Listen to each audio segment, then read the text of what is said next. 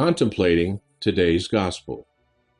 Liturgical Day, Third Sunday of Easter. The Gospel according to Luke.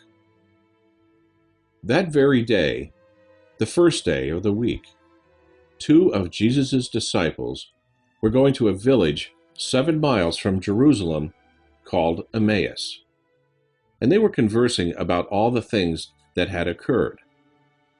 And it happened that, while they were conversing and debating, Jesus himself drew near and walked with them, but their eyes were prevented from recognizing him. He asked them, "What are you discussing as you walk along?" They stopped, looking downcast. One of them, named Cleopas, said to him in reply, "Are you the only visitor to Jerusalem who does not know of the things that have taken place there in these days?" And he replied to them, "What sort of things?"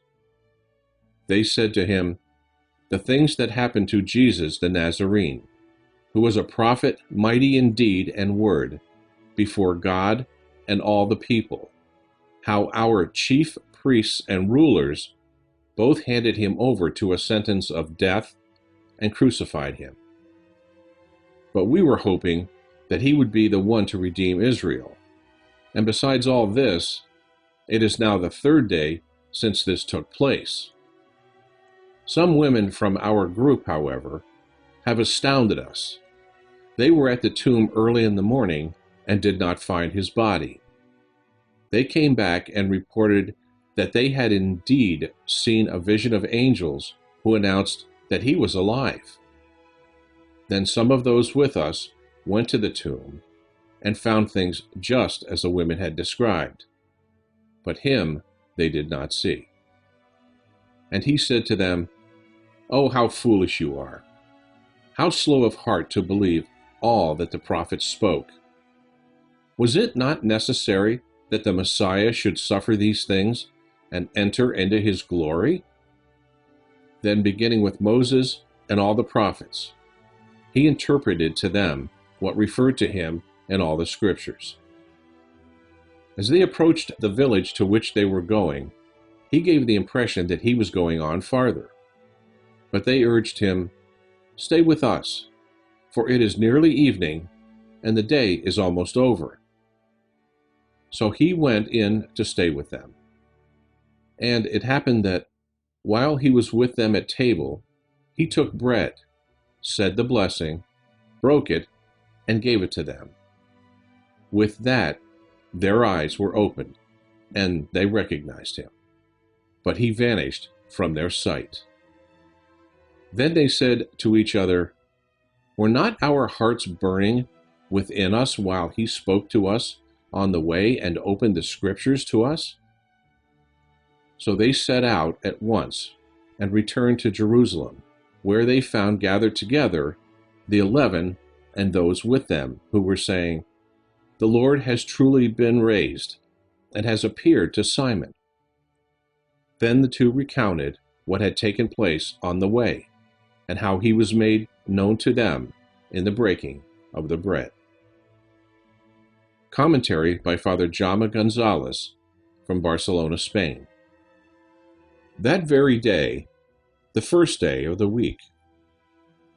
Today we begin the proclamation of the Gospel with the expression, "that very day, the first day of the week."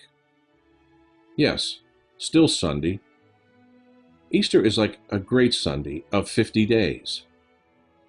Oh, if we only knew the importance of this day in the life of Christians.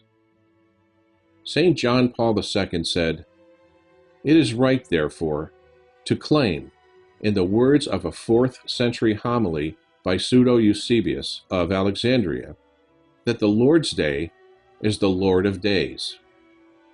For Christians, Sunday is the fundamental feast day.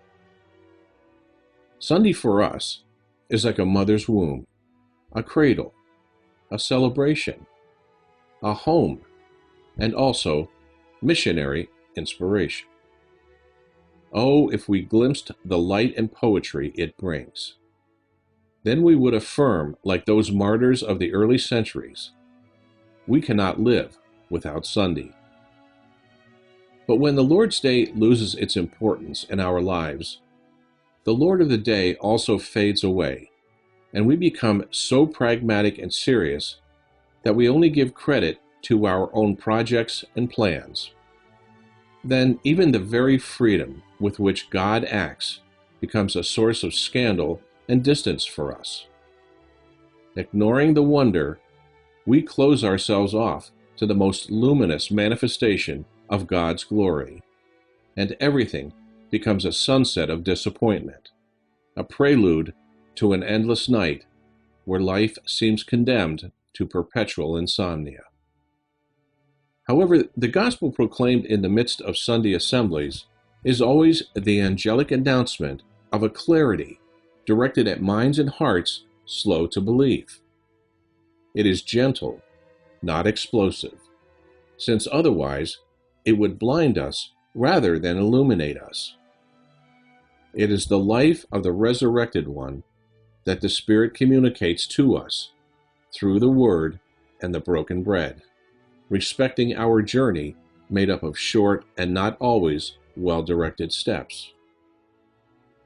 Let us remember every Sunday that Jesus went in to stay with them, with us.